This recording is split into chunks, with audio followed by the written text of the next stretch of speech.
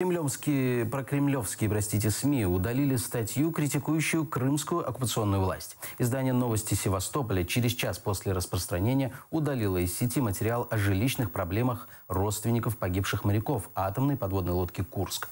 Однако статья сохранилась в кэше поисковых систем. Там родственники экипажа рассказывают о проблемах, с которыми им приходится сталкиваться из-за равнодушия чиновников.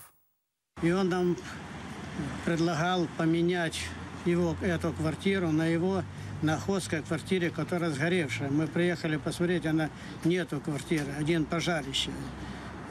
Мы отказались. А почему он вам предлагал ее поменять? Потому что эта квартира уже практически принадлежала ему. Он хотел полностью занять, Центуриан такой-то сам, хотел полностью занять площадку.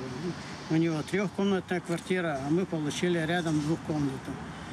И эта уже квартира была расслужеблена. У меня есть документ, который подтверждает, что она уже была в БТИ. Я в БТИ ездил, узнавал. Но ее потом передали опять почему-то Черноморскому флоту.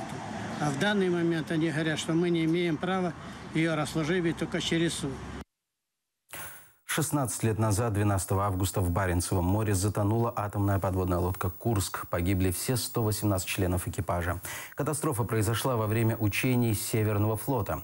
Для Владимира Путина, который только за 4 месяца до того стал президентом, авария стала первым публичным испытанием. Вспомним сентябрьский эфир CNN в 2000 году. Интервью Путина Ларри Кингу. Tell me, what happened with the submarine? Она утонула.